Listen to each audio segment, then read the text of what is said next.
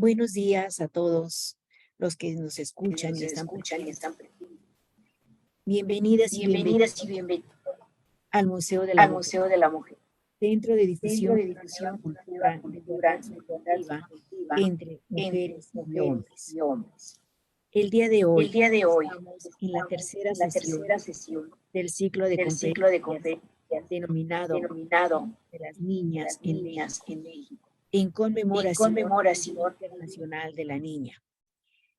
La ponencia del día de hoy es la educación para niñas españolas e indias en Toluca, 1780.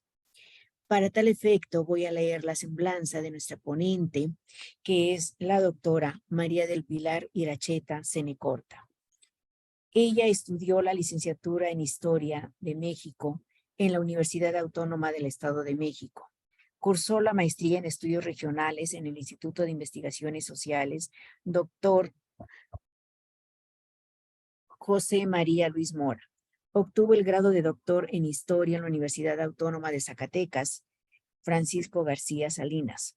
Desde 1994, año en que ingresó al Colegio Mexiquense Asociación Civil, en donde funge como profesora investigadora. Es miembro del Sistema Nacional de Investigadores Nivel 1 y del Programa de Educación Profesional denominado PRODE. Las líneas de investigación que trabaja actualmente son recursos naturales, agua e historia política y sociocultural del municipio. Entre sus publicaciones se encuentran los libros En busca de la Pompeya mexicana, las exploraciones de Leopoldo Batres en Teotihuacán, 1905-1910. Artículo en colaboración denominado Los trabajadores toluqueños según el padrón de la Municipalidad de Toluca, 1849. Artículo La trayectoria jurídico-institucional del Ayuntamiento toluqueño, 1814-1855. Un artículo más denominado Las Constituciones del Estado de México, 1827, 1861, 1881 y 1917. Una aproximación histórica. Un panorama sobre la población de Atlacomulco, siglo XIX. Estas son algunas de las publicaciones de nuestra ponente del día de hoy. Y para tal efecto, reitero, la ponencia es La educación para niñas españolas e indias en Toluca, 1770. Y para tal efecto, dejo en el uso de la voz a la doctora María del Pilar Iracheta Cenecorta. Doctora. Doctora. Muy amable, doctora Edilia Rivera, por su presentación. Pues muy buenos días a todos y todas. Quiero agradecer a la doctora Patricia Galeana la amable invitación que me hizo para participar en este ciclo de conferencias y eventos en torno a los derechos de las niñas, pues para presentar esta charla que voy a tener con ustedes. Bien, amplíe un poco el título de la ponencia, que es en torno a lo mismo, a la educación femenina en Toluca, poniendo como título Educación femenina en los colegios de niñas indias y españolas de la Villa de Toluca, según las constituciones de 1780. Y ahorita, en el curso de la presentación, voy a explicar el porqué de este título. Quiero iniciar primero con un breve contexto de cómo es que se concibe el proyecto de estos dos colegios y cuál es digamos, el ambiente intelectual y hasta político, ¿no? Que va propiciando la educación de la mujer en instituciones como los colegios. Bueno, es un contexto amplio que es el de la Ilustración, ¿no? Que es el movimiento del siglo XVIII que conocemos como el siglo de las luces, ¿no? En el cual los pensadores ilustrados o iluministas se hacían preguntas acerca del mundo que los rodeaba a través de ¿qué? El uso de la razón, que era considerada la luz que iluminaba el conocimiento y que podía terminar con la ignorancia. Los filósofos ilustrados estuvieron en contra principalmente de dos elementos. contra los dogmas religiosos, léase la Iglesia Católica, y contra los fundamentos hereditarios de la autoridad política, léase las monarquías absolutistas. Tan es así que estos ideales ilustrados permearon y se diseminaron rápidamente en todo el mundo, que por influencia de la Ilustración, no digo que toda, pero fue un elemento muy importante, se desencadenan procesos revolucionarios como la independencia de los Estados Unidos en 1776 y sobre todo la Revolución Francesa de 1789, que como sabemos, pues termina con la monarquía y también de alguna manera pues se somete a la Iglesia, ¿no?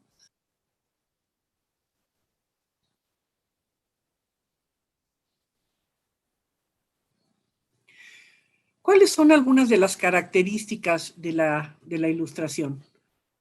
Bien, por ejemplo, estamos con el que ya comenté, que es el pensamiento racional.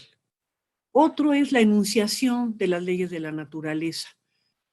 Por primera vez no se ve a la naturaleza como algo a temer o algo a que reverenciar, sino algo que conocer y comprender y también poco a poco dominar. Es un proceso que empieza desde este momento, como el hombre va a sobreponerse a la naturaleza y pues también utilizar los recursos, ¿no? Porque de ahí vemos también cómo ya empieza la revolución industrial en Inglaterra, ¿no? Donde empieza ya a utilizarse los recursos, porque ya también está en marcha un primer capitalismo que pues va a utilizar todos estos recursos y pues bueno, todavía estamos en ese tránsito hasta ahora, ¿no? Otra característica de la Ilustración es el enciclopedismo, es decir, reunir todo el conocimiento posible de todas las disciplinas que hubiera en lo que se llamó propiamente la enciclopedia francesa, esta reunión de todo el conocimiento. Y como, el antropocentrismo es también muy importante porque pues veníamos de la época medieval en la cual el hombre veneraba a Dios como el centro del universo y en la Ilustración empieza a verse al hombre, como se dice, la medida de todas las cosas. El hombre está en el centro del universo. Y las últimas dos, la crítica a la Iglesia y el rechazo al absolutismo, del que ya comenté. Pero hay uno que nos interesa particularmente para esta charla, que es la instrucción de la población. O sea, la Ilustración tenía particular interés en que la capacidad transformadora de la razón debía ser divulgada mediante la instrucción para amplias capas de la población. Y pues entre ellas, claro, empezó a entrar la mujer, ¿no? En Francia fue un movimiento muy fuerte en los que participaron Rousseau y Montesquieu, Voltaire, muchos que empezaron a pensar sobre la problemática de la educación de la mujer. Mediante, claro, ¿cómo se llama? Ideas de la Ilustración guiada por la razón. Y hay otro muy importante, que el conocimiento se consideró una herramienta indispensable como camino hacia el progreso. O sea, se va instaurando aquí esta concepción lineal infinita de la historia como una historia de las etapas de la humanidad hacia el progreso, siempre con descubrimientos científicos, el avance en la medicina, los sistemas educativos, en fin, como un mejoramiento de la calidad de vida, pero que también siempre está buscándose más, ¿no? Una idea que va acompañada también con el capitalismo, ¿no? De utilizar la ciencia, la técnica, en favor de mayor progreso material, claro que también progreso intelectual de todo tipo, pero que bueno, también esa es otra línea que nos tiene ahorita, pues en una de las etapas también más críticas del capitalismo y de esta idea de progreso, de seguir con todo tiene que ir en ascenso y todo tiene que ser cada vez más, ¿no? Más tecnologías, más elementos materiales, o sea, abrir carreteras, y etcétera, que claro, son útiles, pero digamos, este progreso que ahorita, este progreso material que también nos tiene ahorita un poco en crisis, pero bueno, este es uno de los ideales también de la ilustración, ¿no?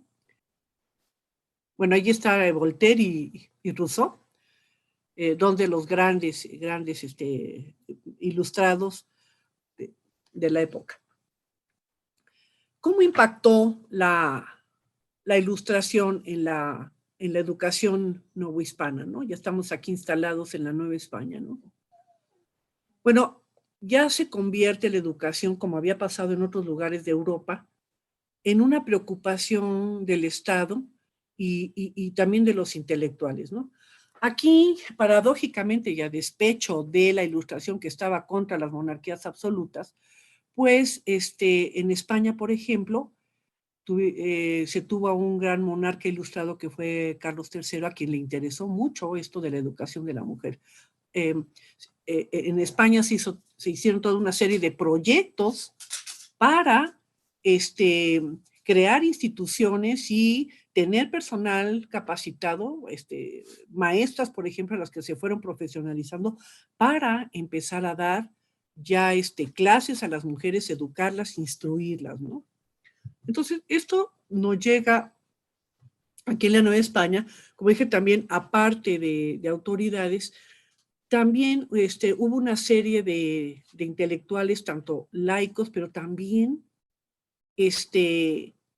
intelectuales, o sea, religiosos, ilustrados, que les importó la educación de la mujer, como por ejemplo hay en Francia, me voy ahorita al ejemplo francés, el abate Claude Fleury, quien fue una persona muy, muy interesada en la educación de la mujer, sacó una gran producción, ¿no?, de libros sobre esto, uno de ellos un manual de educación para la mujer, o sea, había un gran interés por, se volvió una preocupación muy generalizada, ¿no?, la educación de las mujeres.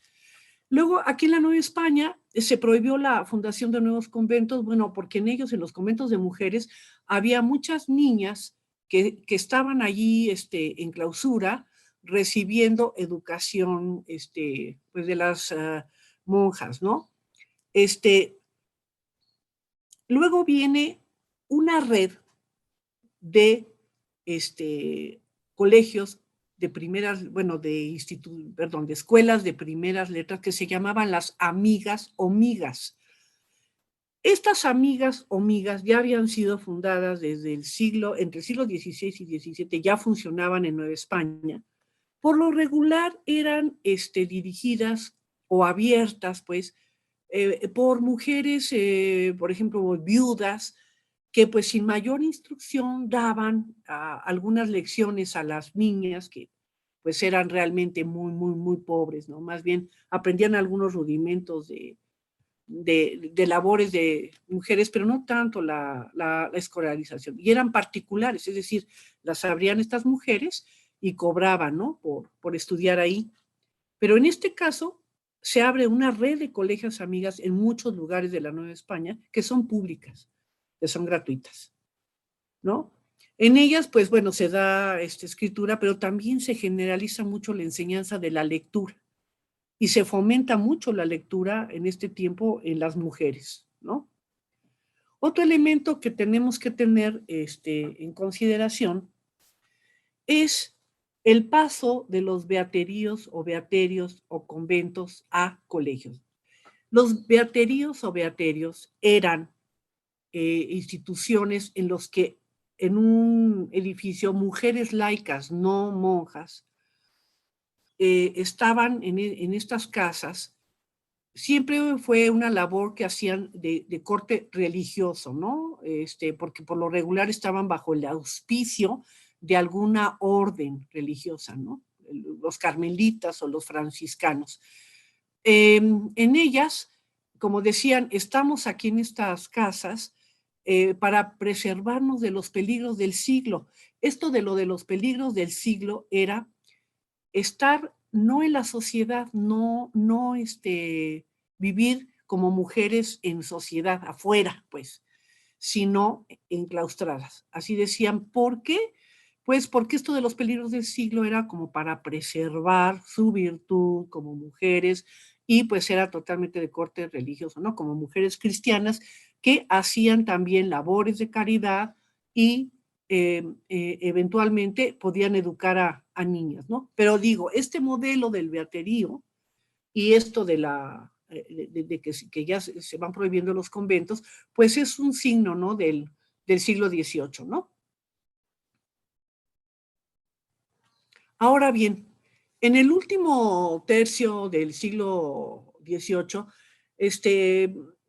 académicos especialistas en educación dicen que por todos los elementos que los procesos que empiezan a ponerse en marcha en el siglo XVIII en la Nueva España, es caracterizado como por la renovación de la educación, así le llaman, que es esta última parte el último tercio es cuando empieza un proceso de renovación de la educación. ¿Cuáles son los hitos de esta? Ya lo que dije, lo anterior, pero hay otros hitos importantes. Uno es la promulgación de la Real Cédula, o sea, emitida por la Corona Española del 22 de mayo de 1774, por el cual se ordena la fundación de nuevas instituciones educativas. Como ya también mencioné, no se fundan nuevos conventos y se ordena también que haya un aislamiento en el interior de los conventos de monjas, es decir, solamente quedan las monjas dentro de los conventos que todavía existen, pero se exclaustra a las niñas educandas. Ya no van a recibir educación ahí en los conventos, las van a distribuir en las amigas, pero también en los colegios. Ahora también hay una renovación de la enseñanza masculina, ¿no? Proliferan nuevos institutos de escuelas de enseñanza abierta en el Colegio de San Ignacio, que fue jesuita. Los jesuitas, como sabemos, pues fueron un factor muy importante en la educación en la Nueva España con su red de colegios de educación medio superior, ¿no? En donde salían, pues la verdad, con muy buena preparación, ¿no? Ellos se especializaron en esa área. Y para lo que nos interesa a nosotros, se establece en México la Compañía de María para la educación femenina. O sea, la Compañía de María fue fundada por Santa Juana del Estonac, que es una religiosa francesa, que está aquí la foto, quien en Francia también o sea, ella estaba también muy preocupada por la educación de las mujeres y empieza a crear redes de colegios, ¿no? Entonces esta Compañía de María se instaura en México y funda un colegio que se llamó el Colegio Escuela de la Enseñanza, que funcionó en la Ciudad de México y que sus constituciones, de los que ahorita voy a hablar de lo que son las constituciones o los reglamentos de este colegio, fueron modelo también para varios colegios que se instauraron en la Nueva España. Bien, entonces, a partir de la fundación de este colegio de la enseñanza por la Compañía de María, empiezan a proliferar colegios, sobre todo en las ciudades de la Nueva España, ¿no? No había tanto en el área rural, pero sí los colegios, pues varios en la Ciudad de México y otros en Querétaro, Puebla, Zacatecas, Guadalajara, en fin. Hay que decir que la institución del colegio, los colegios, existieron desde el siglo XVI y XVII ya en la Nueva España. Por ejemplo, el Colegio de Nuestra Señora de la Caridad para niñas mestizas y españolas y otros, ¿no? Pero en el siglo XVIII, con este aire de renovación de este estilo de enseñanza de la Compañía de María, pues vienen a fundarse estos colegios que por lo regular fueron de dos tipos. Uno fue el colegio recogimiento para niñas pobres o huérfanas, quienes tenían una regla de clausura estricta en esos colegios y lo que se les enseñaba básicamente eran oficios. No era tanto un sistema escolarizado, ¿no? Sino era para que aprendieran oficios. Y el otro tipo de colegios fue el colegio escuela, como fue precisamente el de los instaurados por la Compañía de María, colegios escuela con base en los ideales de la Ilustración. Eran colegios sin clausura estricta, ahí ya se impartían materias escolarizadas que, bueno, eran rudimentos de lectura, de escritura, también labores y lo que llamaban habilidades del sexo femenino, no tanto para estar en clausura, sino aquí sí para estar afuera, en la sociedad, ¿no? Como madres, esposas o mujeres solteras que pudieran mantenerse a través de las enseñanzas que se les daba el colegio. Bueno, es precisamente en este contexto de, pues, ya los elementos que proporcioné ahorita, en esta, digamos, aire de querer educar a las mujeres y de que se establecen los colegios, que se conciben dos proyectos, perdón, un proyecto de fundación de dos colegios en la villa de Toluca en el siglo XVIII. El del Sagrado Corazón de Jesús para españolas y el Colegio de los Dulcísimos Nombres de Jesús y María para niñas indias. Como ya dije y advertí, hasta ahorita yo no tengo evidencia documental de que los colegios hayan funcionado, sino que por eso titulé a la conferencia que hablaría de la educación femenina de estos dos colegios a través de las constituciones, y a eso es a lo que ahora me voy a referir. Bien, voy a dar un breve contexto de la Toluca del siglo XVIII, que era una villa española que pertenecía al Marquesado del Valle y que, como muchas villas y ciudades de la Nueva España, era ya en el siglo XVIII multiétnica y cultural, ¿no? Allí convivían diferentes calidades étnicas, españoles, criollos, indios, mestizos, castizos, castas. Ya sabemos que en ese sistema estamental, ¿no? De que se hacía una diferencia por calidad étnica, si pertenecías o sea, si eras español, si eras criollo, y también los estamentos. Pues por lo regular estaban los españoles y los criollos en las cúspiles, y de ahí ya venían para abajo los otros estamentos. Hasta abajo estaban por lo regular, las castas, ¿no? En donde había, por ejemplo, mulatos, había negros, ¿no? Iba bajando la pirámide, pues. Toluca, ya para el último tercio del XVIII, pues era una ciudad con una economía agrícola, ganadera, comercial, pujante, era importante en ese aspecto, y tenía también un incipiente desarrollo urbano. Aquí en esta ilustración que fue hecha a pintura por un pintor contemporáneo, pues vemos a Toluca, que prácticamente esto ahora es el centro de la ciudad, pero pues era esta villa, ¿no? Con unas 5,000 y tantas personas. Sin embargo, bueno, había este grupo de ganaderos, agrícolas, agricultores, comerciantes, etcétera, hacendados, que ya era una pequeña élite en la ciudad, a los que sí les interesaba pues, educar a sus hijas, ¿no? Entonces, este proyecto empezó a tener como, pues, un cierto eco y un cierto éxito, ¿no? La fundación de los colegios, pero lo adelanto desde ahorita.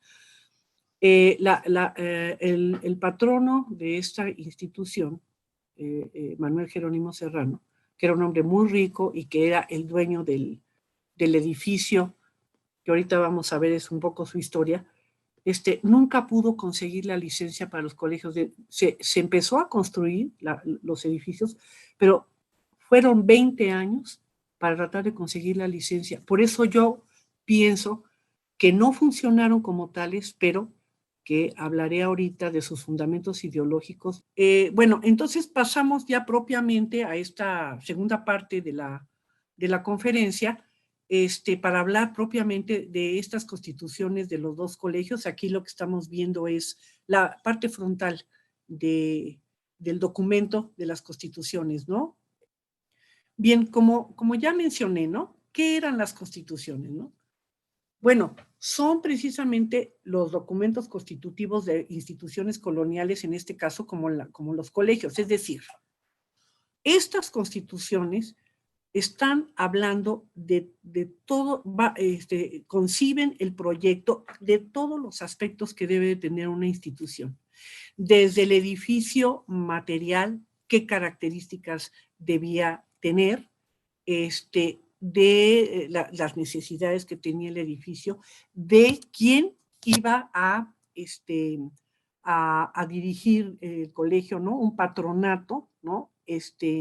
Cómo tenía que funcionar ese patronato, qué características debían tener las personas que estaban allí, y luego también todo el grupo de personas que iban a ejercer la educación, cómo iba a estar la jerarquía, el organigrama, la organización de estas personas, qué características y qué perfil profesional tenían que ser todo el personal educativo. Las alumnas, cuál era el perfil también para admitirlas, de qué fondos se iba a proveer el colegio, cuál iba a ser todo todo el personal operativo que iba a hacer funcionar estos colegios y, por supuesto, lo que nos importa más aquí, pues cuál era el programa de enseñanza, ¿no? De eso es lo que versan las constituciones. Y cada colegio tuvo, como comenté, sus constituciones. En algunos casos tomaron las del Colegio de la Enseñanza de María, pero en este caso, el autor de estas constituciones, de lo que ahorita voy a hablar, decidió no tomar las de la Enseñanza de María, sino las del Colegio de Belén. A eso me voy a referir ahorita. Bien, el autor de estas constituciones, que fueron escritas, por cierto, en la Corte de México, es decir, en la Ciudad de México, en 1780, fueron escritas por un clérigo, un sacerdote llamado don Manuel Marcos de Ibarra. Marcos de Ibarra era el apoderado de don Miguel Jerónimo Serrano, que era, como mencioné hace rato, el patrono del proyecto de los dos colegios, ¿sí? Lo que se quería era,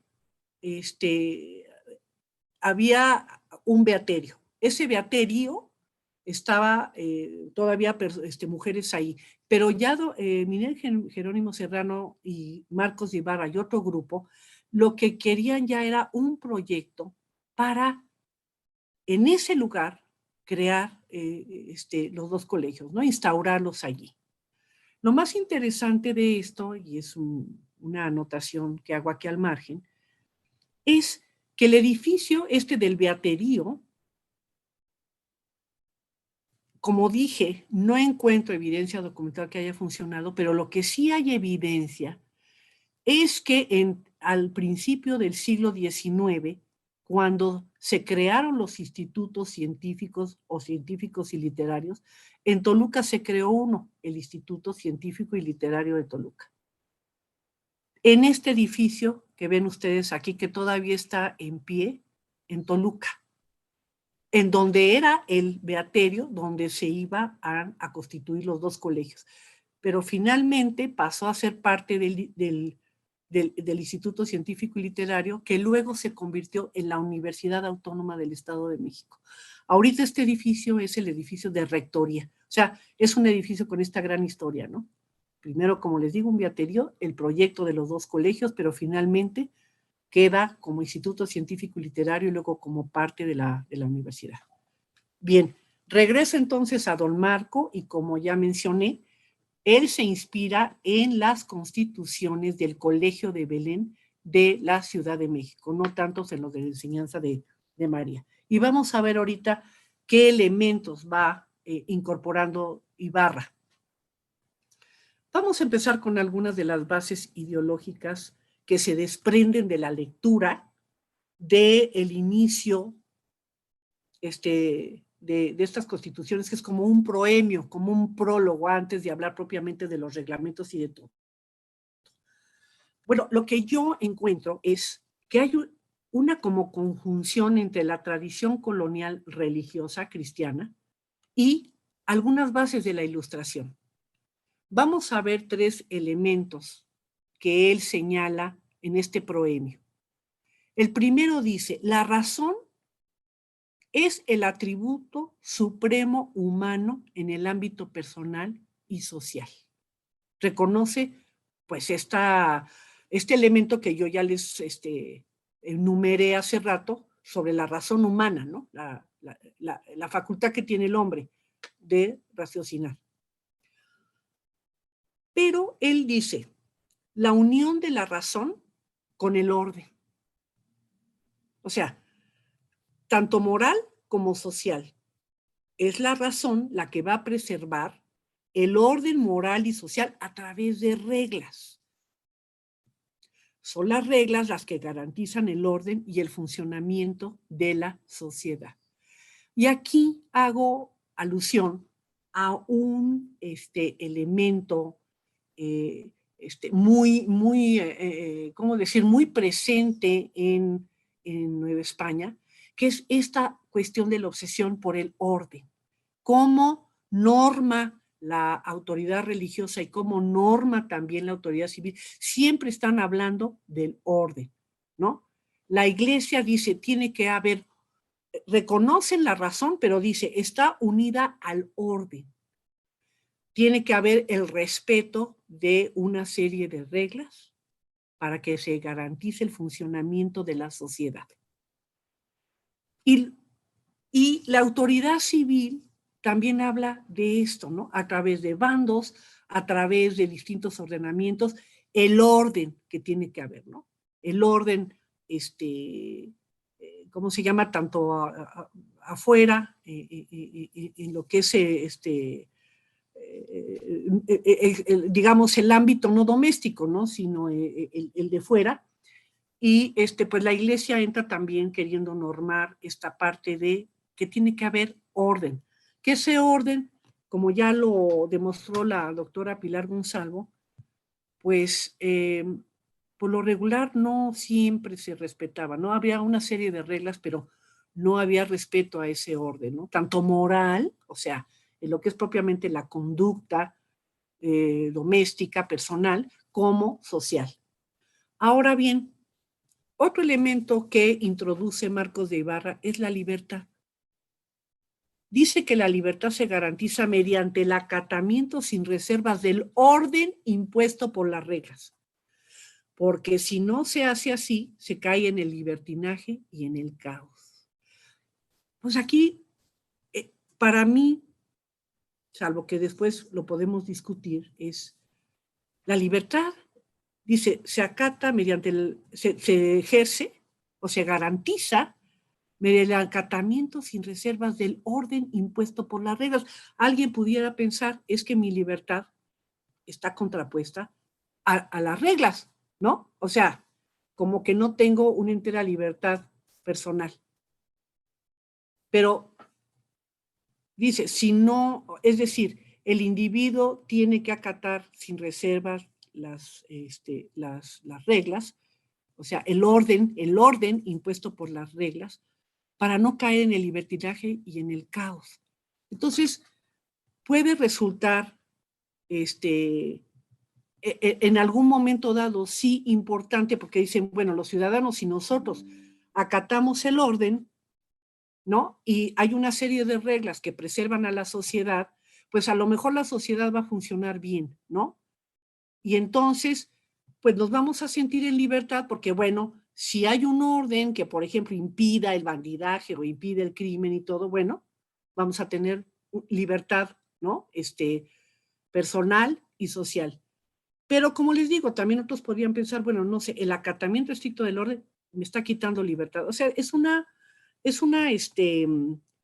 paradoja o una dualidad allí que creo que valdría la pena, digamos, razonarla y comentarla, ¿no? Ahora bien, como no podía ser de otra manera, para terminar su razonamiento, Ibarra dice que el orden que está garantizado por reglas se debe a Dios como legislador supremo. Entonces, allí pues está este aspecto de que el orden garantizado por reglas viene de Dios. Entonces, aquí, este hombre está como tratando de conjuntar estas ideas de la Ilustración con estas ideas también de corte religioso, ¿no? Está como tratando de empatar estos dos elementos, ¿no? El orden garantizado por las reglas, pero no está hablando propiamente aquí de la autoridad civil. Dice, es el orden de Dios, ¿no? Entonces, allí termina entonces esta idea de, como digo, empatar estos dos aspectos que pudiera en un momento alguien decir, pues es como que imposible de que empaten, ¿no?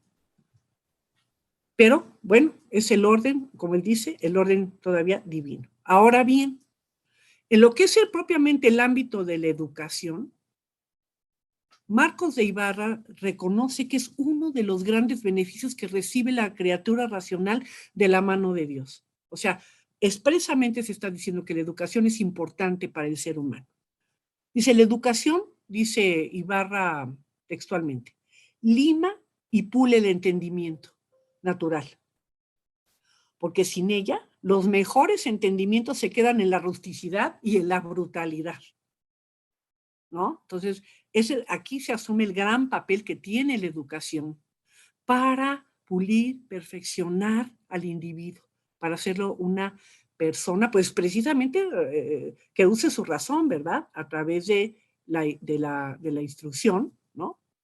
Y también dice, la educación del hombre racional es el medio para su perfeccionamiento y redención. Perfeccionamiento como persona, pues en el ámbito terrenal, ¿no? Y pues también redención, también aquí introduce otra vez el aspecto religioso, es perfeccionamiento humano y redención divina, ¿no? Entonces, en este contexto que introduce Marcos de Ibarra, él nos anuncia, nos dice cuál es el objetivo principal de la enseñanza de los dos planteles para españolas y niñas indias, ¿no? Le llama la educación y buena crianza de las niñas en virtud, política y civilidad. Antes, hay que decirlo, la educación más bien, la del siglo XVI y XVII, estaba más bien orientada a virtud. Se decía así claramente, queremos más mujeres que sean virtuosas y buenas cristianas que estén muy instruidas. Eso es lo que nos importa. Pero aquí, basado en elementos del siglo XVIII, Marcos de Ibarra introduce, aparte de la virtud, ¿no?, de ser mujeres cristianas temerosas de Dios, la política y la civilidad, que son términos muy del siglo XVIII. Política y civilidad, es decir, ya no son mujeres, como se dice, que van a estar en un convento, sino que de allí del colegio van a salir para ser, pues, como se pensaba también en ese tiempo, que la mayoría podían ser mujeres que podrían contraer matrimonio, y de allí tener a sus hijos, y con esta instrucción, tanto ellas como la familia, lo que es la política es entrar ahora sí en el siglo, o sea, en la sociedad, y la política y la civilidad es cómo interactuar, la política es cómo interactuar con las demás personas, ¿no? Ya ven que todavía a veces nosotros, no sé si les ha tocado hablar de una persona que dice, es muy política. Política en el sentido de que tiene un trato así como muy amable, sabe cómo ser, o sea, cómo interactuar con las personas, es cortés, etcétera. Entonces, es un elemento que se introduce aquí. Y la civilidad, se les enseñaba a las niñas maneras de comportarse, maneras en la mesa, cómo comer, cómo preparar los alimentos, cómo ser buenas anfitrionas. La civilidad, ¿sí? Este concepto de civilización, ¿no? De lo que habla también Norbert Elias, ¿no? Cómo va en la historia haciéndose esta civilidad, ¿sí? Cómo ir conteniendo los instintos primarios de las personas para hacerlas interactuar en sociedad con maneras, ¿no? De cómo comportarse, cómo tratar a los demás y también cómo comportarse en diferentes ambientes, ¿no? Entonces, se introducen estos conceptos que no se usaban en el siglo XVI o XVII. Y el otro es la educación en las habilidades, el segundo elemento es la educación en las habilidades propias de su sexo. Esas, pues sí, es ya más tradicional, se les enseñaba, como se dice, las actividades mujeriles, ¿no? Que pues eran las clásicas, ¿no? Ya vamos a ver ahorita, ¿no? Entonces, en suma, lo que Ibarra está haciendo es reconocer el valor de la educación para la formación de madres y esposas, que debían tener las habilidades necesarias para desenvolverse en la sociedad e introducir en ellas a sus hijos. Y si fueran solteras, fíjense, por primera vez, porque por lo regular, decían, pues no, estas solteras que por lo regular estaban en los beaterios o en los conventos y todo, bueno, pues van a pasar a ser de educandas, a lo mejor van a entrar a la profesión religiosa. Y en este caso, se refiere a las solteras o con un matrimonio que no hubiera funcionado, tener estas habilidades que se les enseñaban en el colegio para hacerse un buen lugar en la sociedad de las gentes. O sea, para poder vivir afuera, para poder tener, exacto, un lugar y en él desenvolverse fuera de lo que es uno de los lugares, uno de los ámbitos que era el destino de las mujeres, que era el convento o casarse, ¿no? Pero bueno, también estaba un tercer camino, ¿no?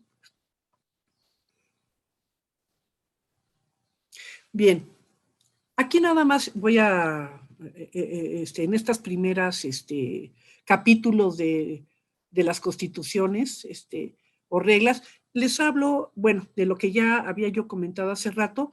Por ejemplo, en el capítulo 1, ¿qué tenían que observar los clérigos, presbíteros, labradores y comerciantes que iban a ser parte del patronato de los colegios, ¿no? Para la conservación y gobierno del colegio, ¿no? Lo que tenían que hacer la Junta de los 5 diputados, ¿no? Para pues, dirigir este colegio de españolas e indias, ¿no? ¿Cómo se iba a administrar el dinero que el fundador, don Miguel Jerónimo Serrano, iba a dar para que funcionaran los colegios, ¿no? La parte religiosa, ¿qué conducta debían de observar los capellanes y el sacristán en el desempeño de obligaciones con las niñas, ¿no? Las obligaciones religiosas. Y luego todos, ¿qué obligaciones tendrían que tener para con Dios? O sea, siempre está aquí la cuestión religiosa y la conducta, no solamente terrenal, sino la religiosa. Bueno, aquí tenemos yo derivé un organigrama, pues para darles una idea, ¿no? De cómo estaba constituido el colegio. Primero estaba el patronato de la junta, que gobernaría los 2 colegios, en la que estaban 5 diputados, entre ellos tenía que haber un clérigo presbítero, y otros que podían ser, como mencionó Ibarra, del común de Toluca, o sea, dice labradores, comerciantes, ganaderos, a lo mejor alguien de profesiones liberales, algún licenciado, alguien así, un bachiller, ¿no? Que podía estar en la junta. Y, ¿cómo se llama? Un secretario. De allí, el personal educativo, que eran llamadas, las que eran directivas en los colegios, se les llamaba preladas. Las preladas eran la rectora y la vicerrectora. Nótese que pues era personal femenino, ¿no? A la que se les daba esta atribución de dirigir los colegios. Abajo venían las maestras. Más abajo, las que se llamaban oficiales o oficialas, que eran como coayudantes o coadjutoras de las maestras. Y después, propiamente, ya más abajo, eran quienes prestaban servicios, ya fuera religiosos o civiles, como eran las sacristanas, las porteras, las torneras, y ya pues abajo personal de servicio, ¿no? Cocineras y otro tipo de personal. En el capítulo 6 hay, bueno, su contenido es qué conducta debían observar las colegialas y pupilas. Ahorita voy a decir quiénes son las colegialas, quiénes son las pupilas. Con las preladas, es decir, con las directoras, ¿no? Y ellas, cómo las directoras debían de comportarse con las colegialas, ¿no? ¿Qué conducta debían de guardar las colegialas de ambos colegios? ¿Qué obligaciones tenían las colegialas consigo mismas como personas, ¿no? También qué obligaciones tenían las niñas en su comportamiento con sus compañeras, ¿no? Con sus colegas en la enseñanza.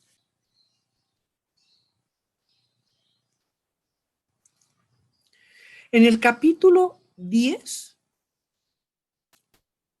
es uno de los que interesan más porque es la conducta que debían de observar las preladas, las directoras y las maestras en la enseñanza de las niñas, tanto dentro del colegio, las niñas que estaban dentro del colegio, como también había unas educandas que venían de afuera de los colegios. Después, todas ellas, tanto profesoras como alumnas, ¿qué conducta debían observar cada una, ¿no? Con sus respectivos oficios, con su trabajo. Y bueno, la parte también religiosa, las advertencias cristianas y espirituales a las colegialas y niñas y la distribución que se había de observar en ambos colegios, o sea, cómo tenían que funcionar los dos colegios. La que sigue, por favor. Lo que dije hace rato, que, bueno, más allá de lo propiamente institucional, lo que nos interesa también es el plan de la enseñanza, ¿no? Vamos a empezar primero con el perfil del alumnado. ¿Quiénes eran las candidatas para entrar a los colegios? Bueno, las que se llamaban colegialas debían de ser españolas e indias. Las colegialas eran las españolas e indias, ¿no? Que tenían esa categoría, que por lo regular sus papás iban a contribuir con una cuota. Ahorita voy a hablar que el colegio no era gratuito, que iban a contribuir con una cuota, y estaban las pupilas, que eran más bien castizas y mestizas. Nunca vamos a encontrar que se hable de las mujeres afroamericanas en estos colegios. A lo más, ellos decían, admitiremos a lo más castizas y hasta mestizas, así como estaban borradas mujeres de estas calidades, las afroamericanas, ¿no? Colegialas que se llamaban también pensionistas y pupilas, ¿no? Las pupilas eran, a ver, la colegiala tenía una calidad como de alumna, o sea, de alumna regular como la conocemos, pero la pupila eran llamadas también criadas o mozas, ¿no? Y a veces podían ser no solamente castizas y mestizas, porque también podían ser españolas pobres, también indias, castizas, mestizas, ¿no? A ellas se les pedían, a las colegialas se les pedían 7 pesos mensuales para que pagaran el pan, la comida, la cena y el chocolate. Nunca podía faltar el chocolate en estas instituciones, ¿no? Y las pupilas, por lo regular, eran jóvenes, niñas o jóvenes mujeres trabajadoras. Entonces, ellas podían en un momento dado entrar al colegio y se les permitía tener, o sea, clases, pero poder hacer en el colegio lo que le llamaban labrar el chocolate, ¿no? Hacerlo, otro tipo de cosas era, bueno, repostería, ¿no? Para pedidos afuera del colegio. ¿Con qué objeto? Para que ganaran dinero, apartaran, a ellas se les cobraban 6 pesos mensuales, ¿sí? Y el resto era para que pues pudieran tener gastos que se pedían en el colegio, como por ejemplo el uniforme. Y aquí esto es interesante porque leyendo literatura sobre este tema de los colegios, me encuentro que la situación empezó a ser muy parecida en otros colegios, en los que primero los colegios aceptaron tener a niñas ¿cómo se llama? Sufragando los gastos, ¿no? Las autoridades. Pero fíjense que llegó un momento en que empezó a notarse la proliferación de mujeres cada vez más pobres y que esas mujeres iban como en aumento. Entonces, ¿qué hacen los colegios? Aquí se refleja este problema. O sea, el colegio no es gratuito, ¿no? Como digo, y cuando eran mujeres de este tipo trabajadoras, decía, pues bueno, te admitimos porque sabemos que tú tienes manera de mantenerte, pero te vamos a cobrar una cantidad, ¿no? Mensual, pero te dejamos que puedas trabajar, ¿no? Para poder ganar ese dinero y que también tengas algo que te quede para algunos otros gastos, ¿no? Del colegio. Aunque hubo dos aspectos que el colegio consideró, que fue un sorteo de becas, pero nada más para niñas españolas de la Villa de Toluca o de sus alrededores. Y lo que sí hubo también, había un proyecto para enseñanza, esto sí gratuita, a niñas de los alrededores, castizas y mestizas. Pero como les digo, las que eran, digamos, querían entrar como pupilas, ¿no? Ya lo expliqué, como mozas, como criadas y como trabajadoras, pues eran admitidas y pues ellas pagaban esa colegiatura, ¿no? Y tenían también aparte para. Ahora, todos los fondos de la colegiatura, todos los fondos, eran para los gastos propiamente, pues claro, de la manutención del colegio. Uno de ellos muy señalado que fue para gastos de salud, médicos, medicinas, al cirujano, al barbero, que era aquel el que hacía sangrías con estas sanguijuelas y sacaba muelas. El barbero de ahora pues es el barbero que corta el pelo, pero antes el barbero también tenía estas funciones, ¿no? Entonces, para pagarles a este personal, pues era que se pedía también la colegiatura y claro, también para pagar pues como es en cualquier institución poder pagar también al profesorado, ¿no? Bien, de aquí podemos ver, bueno, que hay, pues, empieza a manejarse aquí una cuestión como de desigualdad social, ¿no? A pesar de que, bueno, se dice que se admite estas mujeres y, pues, bueno, se les da el chance de entrar. Pero vamos a ver lo que pasa con las colegialas indias y españolas en los colegios, lo que dice primero Marcos de Ibarra. Dice Marcos de Ibarra, todos los hombres no son más que una misma propia masa. O sea, todos estamos hechos iguales, ¿no? Y su razón, aunque más o menos activa, según la diferencia de los órganos, o sea, de los órganos humanos, y diversos los entendimientos, es decir, los órganos del cuerpo y el entendimiento, cuerpo y mente, ¿no? Dice, somos en eso sí diferentes, ¿no? Reconoce de un propio modo la obligación que todos tienen de servirse recíprocamente. Entonces, está hablando de que somos un género humano, que tenemos sí ciertas diferencias de entendimiento, pero que debemos servirnos recíprocamente. Sin embargo, a la hora de hablar de los dos colegios, claramente vemos que le gana la manera en que estaba constituida la sociedad colonial. ¿Por qué? Bueno, primero porque ambos colegios iban a tener una vida separada, aunque estuvieran situados en el mismo edificio. Sería de 2 salas el colegio, comunicadas nada más por una reja interior, solo abierta en días festivos. Es decir, lo que están diciendo aquí es que no iba a haber una convivencia o mezcla, ¿no? De las niñas españolas con las niñas indias. Además, dice Marcos de Ibarra, como ya se ha experimentado en otros colegios en la Nueva España, muchos disgustos y contratiempos, se les va a permitir a las niñas de calidad española tener sirvientas indias para el uso de la cocina y para ser barrenderas en los patios.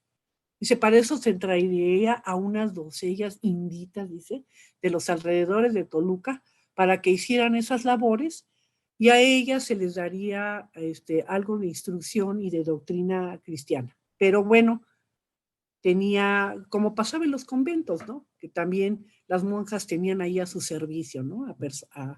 A mujeres que les hacían muchas cosas ahí, ¿no? Y las alumnas de calidad india no, ellas tenían que hacer sus propias tareas, ¿no? Y pagar su manutención con labores de repostería, como ya expliqué, como eran las pupilas. O sea, no digo que ellas fueran pupilas, pero como también pasaba con las pupilas, ¿no? Pues las colegialas indias no tenían nada de que iban a tener a personas que las ayudaran, ¿no? Entonces aquí vemos esta cuestión de una desigualdad social, ¿no? Otro detalle era también el uso de uniformes muy distintos. En las españolas lo describe Marcos de Ibarra así como muy elegante, el otro con con telas muy sencillas. O sea, hay una clara distinción social. Aquello de que somos una propia masa y que la razón y todo esto, pues, son como declaraciones, pero pues sigue predominando los usos, ¿no? La cultura social de esa época, ¿no? En cuanto a al comportamiento de las profesoras, me llamó mucho la atención esta frase, ¿no? Edúquenlas más por amor que por temor. Vamos a ver qué era lo que se perseguía para las colegialas. La perfección de las colegialas. O sea, una perfección como personas y también como mujeres temerosas de Dios, pero la perfección, esa palabra, ¿no? De la persona. Pero, ¿cómo se iba a lograr esto? Pues se puso mucho el foco en el comportamiento de las preladas, es decir, de las directoras del colegio, ¿no? De la directora y de la vicedirectora, de la rectora y vicerrectora, claro, y de las maestras, combinándolas a que cumplieran con sus obligaciones, dando, y esto es importante esta palabra y está en muchos lugares, ejemplaridad, la ejemplaridad del personal educativo básico, dar ejemplo, ¿no? Tener un trato caritativo, suave y manso con las alumnas. Un trato prudente, dice, todo esto a imitación de Jesús. O sea, también este ámbito de una ética, pues que es civil, pero también que es religiosa, ¿no? Y que no debía mostrar superioridad ni elevación, y menos presumirlas, ¿no? O sea, no humillar a las niñas, ¿no? No, tenerlas como quien dice apantalladas, ¿no? De que ellas son la autoridad y que lo saben todo y que, etcétera, ¿no? Mostrar humildad, o sea, contrariamente a esto de la superioridad, ¿no? Mostrar humildad por su cargo. Y otra vez, el ámbito religioso, someterse a la voluntad de Dios, ¿no? Entonces, es un camino ético por la parte civil, pero también por la parte religiosa. Y luego, como reconoce Marcos de Ibarra, pues que la vida en comunidad, pues luego puede ser un calvario, ¿no? Por los miles de pareceres y de manera de pensar y de actitudes de las personas, ¿no? Pues esa es una, por cierto, es una gran verdad en todos lados, ¿no? Pero pues las preladas tenían, con su ejemplo, que aliviar a las colegialas, ¿no? Dice una frase Ibarra, serán una con todas las colegialas. Quienes con confianza podrán acudir a ellas para presentarles sus problemas, ¿no? Ahora, ¿cuáles eran las obligaciones de las colegialas? Aquí como les pongo yo, para ellas una máxima virtud era la de la obediencia. La desobediencia, pues lo que traía era desorden, escándalo, etc. Entonces, dice Marcos de Ibarra, todo el ser de cualesquiera comunidad depende no solo de la unión y caridad de unas con otras, como miembros de un cuerpo mismo, sino también del rendimiento y sujeción a su superior como a cabeza. Aquí recuerdan aquel primer principio, ¿no? El orden, ¿no? Pero aquel orden también está subordinado a otro elemento, pues que es la jerarquía. Es decir, se les dice a las maestras, pues sí, trátenlas bien y todo, pero las alumnas tienen que reconocer una jerarquía de autoridad, ¿no? Que son las preladas y que son las maestras. Entonces las niñas estaban obligadas a la obediencia, como digo, como la gran virtud, ¿no? La desobediencia les generaba confusión, desorden, escándalo. Es más, Ibarra hace un símil como colegio que no parezca una casa de vecindad, ¿no?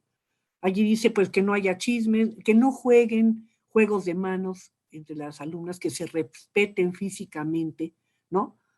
Que en el salón de clase guarden silencio y respeto. O sea, hay todas unas reglas aquí para que las alumnas se vayan encaminando por esta situación de un orden y respeto entre ellas y con sus superiores, ¿no? Hacer, y bueno, mete aquí otro principio religioso, que es no hacer su libre voluntad, sino no la libre por voluntad en la tierra, sino hacer la voluntad divina, la voluntad de Dios, ¿no? Pero también estaba el otro lado de la moneda, no todo era dulzura y maravilla, ¿no? Había castigos y había recompensas para las alumnas. Las alumnas, por ejemplo, que no supieran las lecciones, habría azotes con vergüenza, portando insignias ridículas. Eso me parece como muy humillante, pero bueno. Y a las alumnas sobresalientes, pues se les impondría una aureola o corona de flores hermosas y se les nombraría decurionas. Es decir, las que tenían la facultad de poder enseñar a otras. Ahorita voy a dedicar un poquito más a eso. Lo que había entonces era un sistema de evaluación y de competencia, ¿no? Decía Marcos Ibarra, se tendrían que formar dos partidos, la de las aprovechadas y la de las modorras y desaplicadas, ¿no? A cada una se les pondrían trajes e insignias. Se les lanzaría víctores a las aprovechadas y se les apodaría a las flojas y a las atrasadas, ¿no? Entonces hay categorías aquí, ¿no? De ensalzadas o denostadas cada mes, o sea, como los cuadros de honor que aparecían en las escuelas, así, hagan de cuenta, ¿no? Llamándolo con otro nombre. Bien, el plan de enseñanza. Nos vamos primero, ya hablé del alumnado, hablo ahora propiamente de lo que era ya las materias o el contenido de lo que se les daba. Pues es obvio, ¿verdad? Que el aspecto espiritual tenía un papel esencial, ¿no? Como decía Ibarra, las colegialas deben de entender que su principal cuidado es servir al Señor, por ser quien es, con fervorosos actos de contrición y amor, ejercitándose en todas las virtudes y poniendo todo su cariño en el niño Dios, que debe ser el único imán en sus corazones, renunciando a cualquier amor que de las aparte. Entonces, pero hay una cosa interesante aquí, las recomendaciones para enseñar la doctrina cristiana tradicional iban en consonancia con una pedagogía ilustrada. ¿En qué sentido? Que el aprendizaje no debía de ser de memoria, sino de inteligencia y sustancia, comprendiendo el fondo de cada uno de los misterios de la religión, que realmente aquí podríamos también aplicar a una pedagogía de materias civiles, por decirlo así, no religiosas, ¿no? Aplicando la razón, aplicando el entendimiento, ¿no? Pero bueno, y luego las alumnas tendrían pues que asimilar principios cristianos de caridad al prójimo y principios ilustrados también. O sea, es el religioso y el respeto al orden, a la civilidad y a la urbanidad.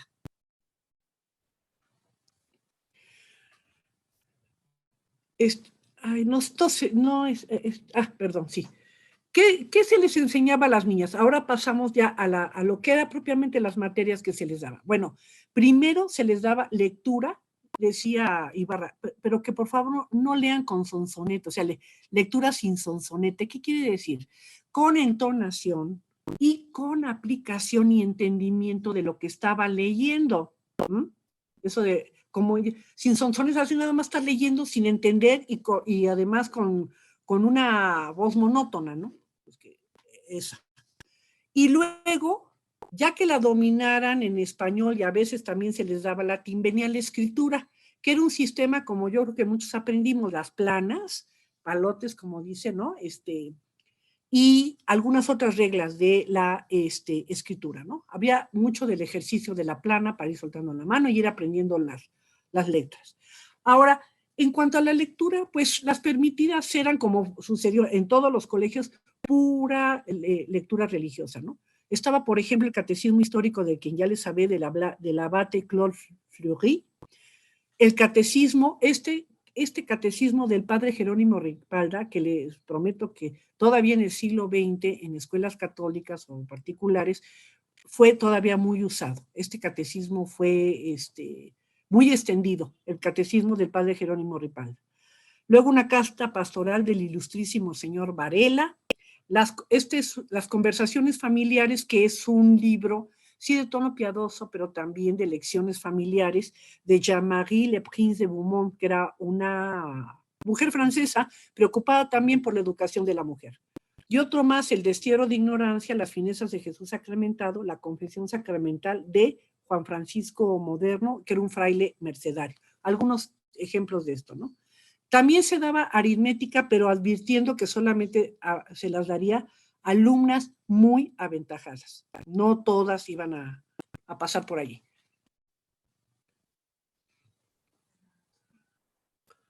Luego, propiamente lo que se llamó las habilidades del sexo femenino, ¿no? Coser, todo lo que era surcido, y demás. Pulido, que era detallar con cuidado los bordados. Perfilar, que era trabajar con esmero todo género de labor, de aguja. Encarrujar, que era retorcer y arrugar ceras y terciopelos. Hacer flores de cartulina, chaquira de lienzo y papel.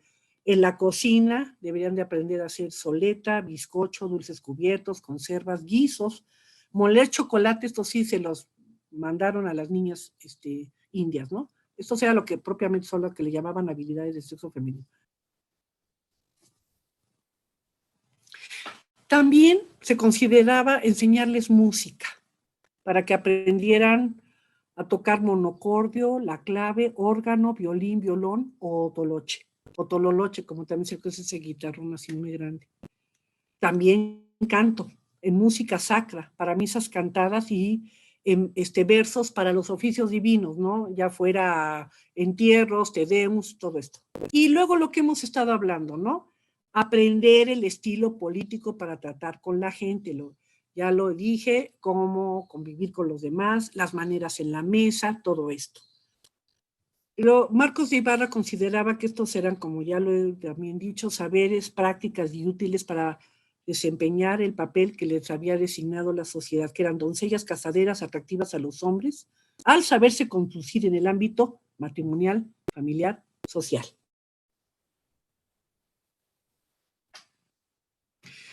Ahora, ¿cómo debían de ser las maestras? Porque hablamos de las directoras. Las maestras en este caso fueron ya diferentes a las famosas estas amigas particulares. Ya tenían que ser provectas, que es muy honestas, prudentes y virtuosas, y tenían que tener mayor preparación que de las escuelas amigas, ¿no? Tenían que impulsar el aprendizaje, ejercicios de lectura y escritura de las niñas en español y latín.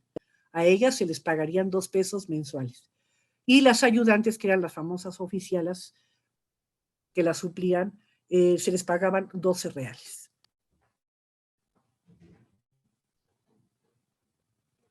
Bien, dije más atrás que a las alumnas muy aventajadas se les darían se les pondrían coronas de flores y todo lo que representaba el ser una alumna que estudiaba mucho, pero que también podían ser decurionas.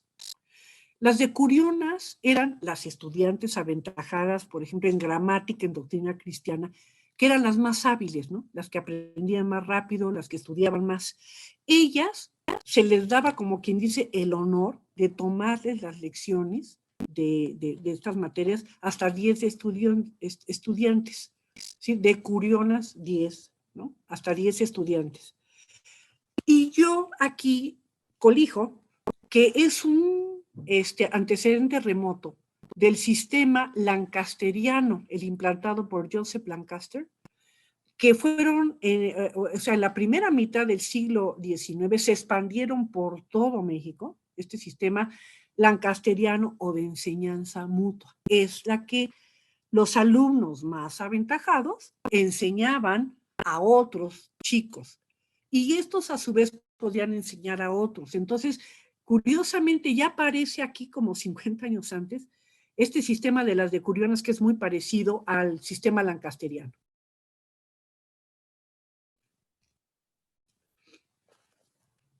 Ahora bien, tenemos que decir que la ilustración en México también penetró por el ámbito de la higiene de las ciudades, por el ámbito de la higiene del cuerpo de las ciudades. El virrey del Reyajigedo creó todo un plan para desaguar, para limpiar calles, para que tenían que estar edificios aireados, las calles anchas, tenía que haber agua potable, toda una serie de medidas higienistas. Bueno, pues se ve que Marcos de Ibarra estaba también enterado de este aspecto de la ilustración, que era meter medidas higienistas tanto en el cuerpo como en las instituciones, como en las ciudades, ¿no? Entonces, bueno, en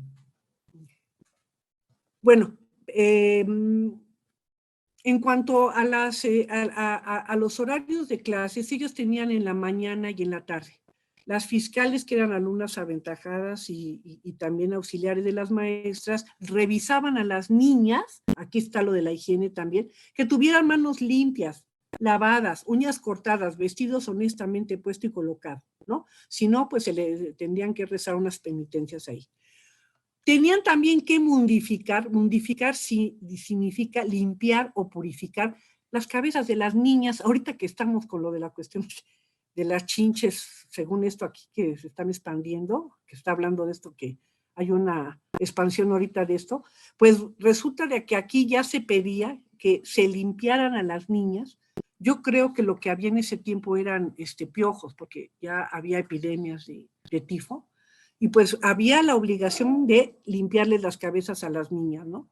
Y también tenían que tomar baños para criarse, decían, con robustez y sanidad, aunque decía que nada más en los días de fiesta, se me hace que era poco, ¿no? Pero bueno, así está en las constituciones. Como dije, los horarios de clase no eran horas continuas, o sea, de un horario demasiado largo, de las 8:30 a las 11. Eran unas pocas horas, ¿no? Y en el verano se les daba en las tardes de 2:30 a 5 de la tarde. Pero los sábados tenían que recapitular todo aprendido en la semana, lectura, escritura, aritmética y doctrina y labores para que no se olvidaran de lo aprendido. O sea, era un repaso continuo de lo que aprendían. Y se les daba también en sus horas libres, tenían la libertad de jugar juegos de mesa, ¿no? Esto es lo que se menciona en las constituciones. Otra cosa que había era el control de las salidas, que estaban muy estrictas, ¿no? Tendrían que salir solamente por tener de cambiarse a otro lugar, o por requerimientos de salud o convalecencia, o algún motivo justo que fuera avalado por la Junta. Solamente por el tiempo señalado y registrado en un libro. Si no regresaban en ese tiempo, no se les admitía, ¿no? Otra vez. Y si prolongaba la licencia, lo tenían que explicar, ¿no? Y dar motivos convenientes de por qué salían. Bueno. Bien, pues yo concluyo comentando a ustedes que estas constituciones, pues a mí es decir, la lectura de estas constituciones a mí me abrió un panorama en el sentido de comprender todavía mejor cómo se aplicó la educación, la del siglo XVIII de los colegios, a las niñas, o sea, cómo se aplicaría, porque desgraciadamente no sabemos que los colegios hayan funcionado. ¿Cómo se aplicaría? ¿Qué ideología subyacía allá atrás, no?